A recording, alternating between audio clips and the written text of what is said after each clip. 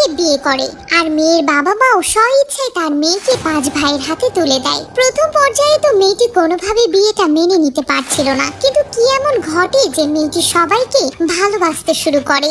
আজকের গল্পটি ভারতের সত্য ঘটনার উপর ভিত্তি করে বানানো। তো শেষ পর্যন্ত মেয়েটির সাথে কি এমন ঘটেছিল যে 5 ভাইকে ভালোবাসতে শুরু করে, তাই জানবো আজকের এই মুভির গল্পে।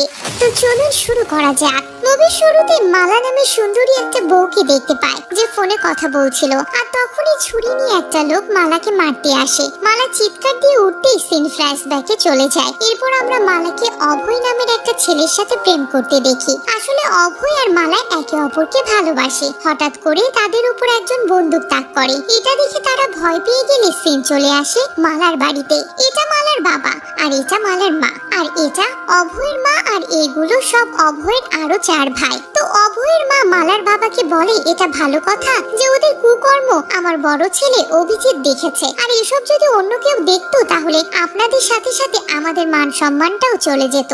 তাই আমি সিদ্ধান্ত নিয়েছি আমার ছেলের সাথে আপনার মেয়ের কালই বিয়ে দেব।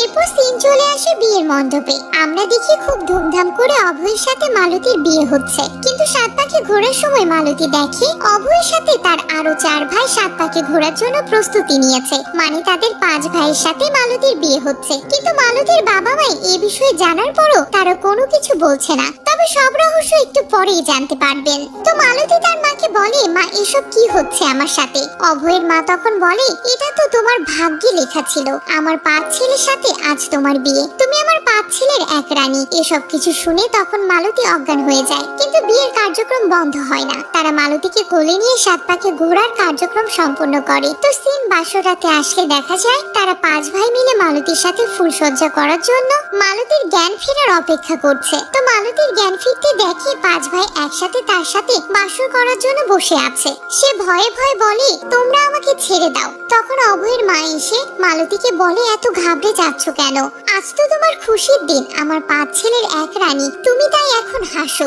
অভয় মালার দিকে তাকিয়ে শয়তানি হাসি দেয়। মালা এসব কিছু মেনে নিতে না পারলে অভয়ের মা বলে, তুমি যা কিছুই করো না কেন এই বিয়ে তোমাকে মেনে নিতেই হবে, আর আস্তে আস্তে সবকিছু ঠিক হয়ে যাবে। আচ্ছা তুমি এখন শান্ত হয়ে বিশ্রাম করো। এই বলে তার 5 ছেলেকে নিয়ে ড্রয়িং রুমে আসে। মালা অঝরে কান্না করতে থাকে।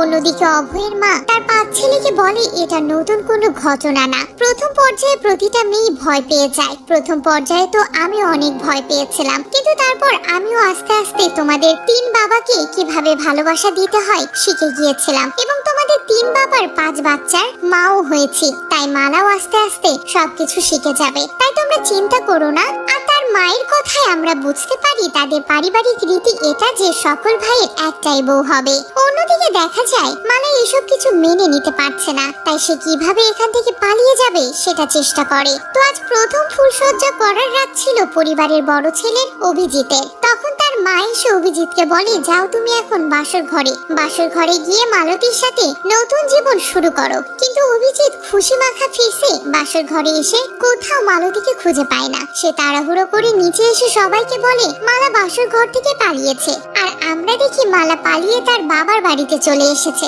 সে কাঁদতে কাঁদতে তার বাবা ও মায়ের কাছে এসে সবকিছু খুলে বলে, কিন্তু মালার বাবা মা মালার কথায় কোনো পাত্তা না দিয়ে চুপচাপ মাথা নিচু করে শুনতে থাকে। এমন সময় মালার শাশুড়ি 5 ছেলেকে নিয়ে সেখানে আসে। মালার শাশুড়ির নাম হলো সুন্দরী। তো সুন্দরী মালাকে বলে, তোমার বাবা মা তোমাকে কোনোভাবেই সাহায্য করতে পারবে না, কারণ তোমার বাবা মা তোমাকে আমাদের কাছে বিক্রি করে দিয়েছে। মালা এসব কিছু শুনে আরো অবাক হয়ে যায়। সে তার বাবা মায়ের দিকে তাকালে তার মা বাবা মাথা নিচু করে রাখে। মালার মা কাঁদতে কাঁদতে হাত জোর করে মালাকে বলে, মেয়ে তুই আমাদেরকে মাফ করে দে। তোর ভাইয়ের বিদেশে পড়াশোনা আর আমাদের সংসারটা চালানোর জন্য এটা আমাদের করতে হয়েছে। ওরা 5 ভাই তোর স্বামী, তুই তোর ভাগ্যের নিয়তিকে মেনে নে। মালা তখন বাধ্য হয়ে আবার ফিরে আসে তাদের বাড়িতে। তো এরপর অভিজিৎ মালাকে নিয়ে বাসর ঘরে আসে। মালার অনিচ্ছা থাকা সত্ত্বেও অভিজিৎ মালার সঙ্গে ইন্টিমেট হয়। পরের দিন সকালে মালা তার প্রেমিকা অভয়ের কাছে এসে বলে, তুমি আমার সাথে এমন কেন করেছো? আমরা তো দুজন দুজনকে ভালোবাসতাম, তোমার আরো 4 ভাই আমাকে খারাপ ভাবে স্পর্শ করছে। কিন্তু অভয় চুপচাপ মালার কথা শুনতে থাকে। এমন সময় সুন্দরী সেখানে এসে বলে, অভয় তুই এখন এখানে কি করছিস? অভয় তখন মায়ের কথা মতো অফিসে চলে যায়। সুন্দরী বলে, কেন তুমি বেকার বেকার চেষ্টা করছো, যাও কিচেনে গিয়ে খাবার তৈরি করো। এটা বলে সুন্দরী সেখান থেকে চলে গেলে মালা শুধু নীরবে কান্না করতে থাকে। আজ রাতে মালার অভয়ের সাথে ফুলসজ্জা করার রাত, তাই মালা অভয়ের জন্য অপেক্ষা করছিল। অভয় রুমে আসতেই মালা তাকে ভালোবেসে জড়িয়ে ধরে। এরপর অভয় মালার সাথে ইন্টিমেট হয় এবং মালা নিজেই তাকে ভালোবেসে তার ডাকে সাড়া দেয়। মালা এখনো বুঝতে পারেনি যে তার ভালোবাসার মানুষটা অভয় তার সাথে বিশ্বাসঘাতকতা করেছে। তো ইন্টিমেট হওয়ার পর মালা খুশি মাখা ফেসে অভয়কে বলে, আমি জানি তুমি আমাকে অনেক ভালোবাসো। কিন্তু অভয় মালার কোনো কথার গুরুত্বই ছিল না। মালা তখন বুঝে যায় অভয় তার সাথে নাটক করছিল। অভয় তখন মালাকে খুলে বলে, আমার মা আমার বড় ভাইয়ের সাথে আমাদের 5 ভাইয়ের বিয়ে দেওয়ার জন্য তোমার বাড়িতে প্রস্তাব নিয়ে গিয়েছিল। তোমার মা আমাদের এসব কথায় কিছুতেই রাজি হচ্ছিল না। আমার মা তখন এই বিয়ের জন্য তোমার বাবা মাকে অনেকগুলো টাকা অফার করে। তোমার বাবা মা অতগুলো টাকার কথা শুনে রাজি হয়ে যায়। কিন্তু মালার বাবা তখন সুন্দরীকে বলে, আমরা না হলে এই বিয়েটা মেনে নিলাম, কিন্তু আমার মেয়ে তো কখনোই মেনে নিবে না। আর তাই তারা পরিকল্পনা অনুযায়ী অভয়ের প্রেমের জালে মালাকে ফাঁসায় আর তাদের প্ল্যান অনুযায়ী তারা মালাকে বিয়ে করে নিয়ে আসে। মালা এসব কিছু শুনে কাঁদতে থাকে। মালার আর কিছু বুঝতে বাকি থাকে না যে সবাই তাকে বলির পাঁঠা বানিয়েছে। সে রাগে ক্ষোভে শেষ হয়ে যাচ্ছিল, কিন্তু তার আর কিছুই করার ছিল না। পরের দিন সকালে আমরা দেখি মালা কেন জানি লক্ষ্মী বউয়ের মতোই হাসি খুশি মাখা ফেসে বাড়ির সকল কাজ করছিল। এসব কিছু দেখে সুন্দরী সহ তার 5 ছেলেও অনেক অবাক হয়ে যায়। তাহলে মালা কি তার ভাগ্যের পরিণতিটা মেনে নিয়েছে, নাকি মালা এবার অন্য কিছু করতে চলেছে? মালা সুন্দরীকে বলে, আমি কাল সারা রাত ভেবেছি এবং বুঝতেও পেরেছি খুশি খুশি সবকিছু মেনে নেওয়াটাই আমার জন্য ভালো হবে। আমি এখন থেকে আপনার 5 ছেলেরই বউ হয়ে সুখে সংসার করব।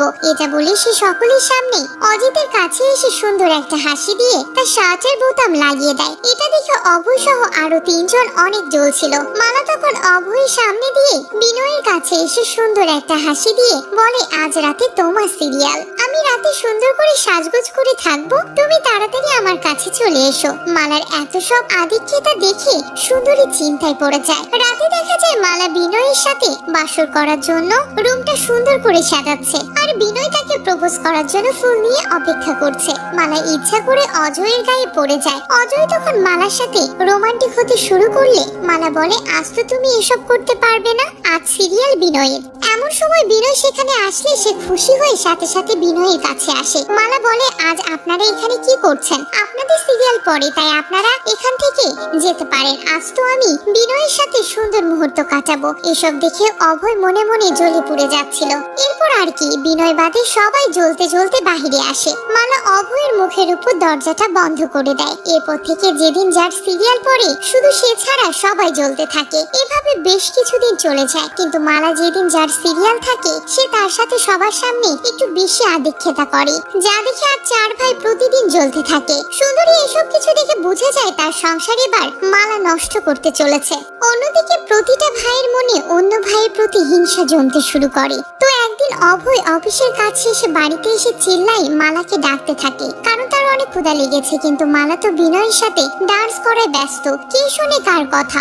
অভয় এসব কিছু দেখে সে আর নিজেকে ধরে রাখতে পারছিল না। সে রেগে মেগে মিউজিকটা বন্ধ করে দিয়ে বলে, কি হচ্ছে এসব? তোমাদের কি লজ্জা শরম নেই? বিনয় তখন রেগে বলে, আমরা দুজনই স্বামী স্ত্রী, তাই আমাদের যা খুশি আমরা তাই করতে পারি। আমি বুঝতে পারছি মালা আমাকে সবার থেকে একটু বেশি ভালোবাসে, তো তাই তুমি আমাকে দেখে জ্বলছো। অভয় রেগে বলে, তোকে দেখে আমি জ্বলবো? অজয় তখন বলে, হ্যাঁ আমিও দেখেছি তুমি আমাদেরকে দেখে জ্বলছো। বিনয় তখন বলে, সবকিছু তোরাই করে যাচ্ছিস, আমিও তোকে বিয়ে করেছি, তোরা কখনো আমার কথাটা ভেবে দেখেছিস? অজয় তখন বলে, তুই সবার থেকে ছোট, তাই চুপ থাক। এটা শুনতে বিনয় অজয়কে মারতে তার কাছে যায়। শুরু হয়ে যায় তাদের দুজনের ধস্তাধস্তি। অন্যদিকে মালা তাদের 2 ভাইয়ের মারামারি দেখে সে মনে মনে মজা নিচ্ছিল। সুন্দরী ও অজিত এসে তাদের অনেক জোর করে থামায়। এরপর অভয় ও অজয়কে অজিত নিয়ে চলে গেলে মালা বিনয়কে ভালোবেসে মলম লাগিয়ে দিতে থাকে। এমন সময় সুন্দরী এসে বলে, ওদের দুজনের মলম লাগানো হলে তুমি ওদেরকেও একটু মলম লাগিয়ে এসো।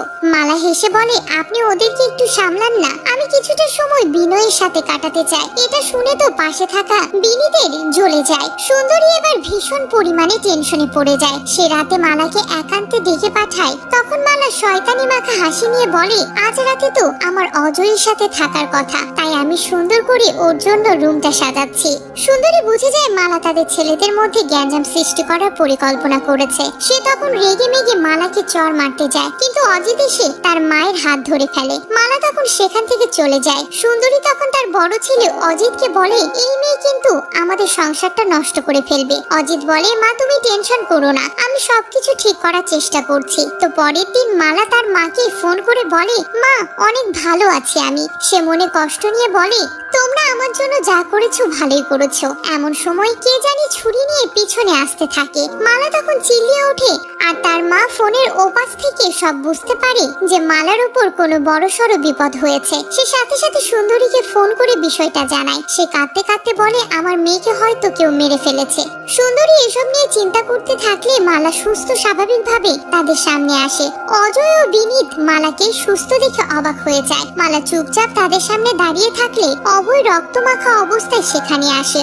অভয় তখন বলতে শুরু করলে সিন কিছুক্ষণ আগে চলে যায়। মালা ফোনে কথা বলার সময় একটা লোক ছুরি নিয়ে মালাকে মারতে এসেছিল। বিনয় সঠিক সময়ে তখন সেখানে পৌঁছে তারই ছুরি নিয়ে লোকটাকে মেরে ফেলে। এমন সময় অভয় সেখানে আসে। সেখানে এসে বিনয়ের থেকে ছুরিটা নিয়ে নেয়। সে বলে, তুই একটা ডাইনির জন্য একটা লোককে মেরে ফেললি। এটা বলে অভয় বিনয়কে মারতে মারতে বিনয়ের বুকে ছুরি ঢুকিয়ে দেয়। বিনয় যন্ত্রণায় সেখানেই মারা যায়। অভয় তখন লোকটার মুখোশ সরাতেই দেখে এটা আর কেউ ছিল না, তার বড় ভাই অজিত ছিল। মানে অজিত মায়ের কথা মতো সংসারটা নষ্ট হওয়ার হাত থেকে বাঁচানোর জন্য মালাকে মারার জন্য এখানে এসেছিল, কিন্তু তার আপন ভাই বিনয়ের হাতেই তাকে মারতে হলো। এদিকে বিনয় মালাকে রক্ষা করার জন্য অভয়ের হাতে তাকে মরতে হলো। এসব কিছু শুনে সুন্দরী সহ সবাই কান্নায় ভেঙে পড়ে। মালা সুন্দরীকে বলে, বিনয় একমাত্র যে আমাকে অনেক সম্মান করত। সে আমার সাথে শারীরিক সম্পর্ক না করে বন্ধুত্ব করেছিল, কিন্তু অভয় আমার সাথে বিনয়ের মেশা মেনে নিতে পারছিল না,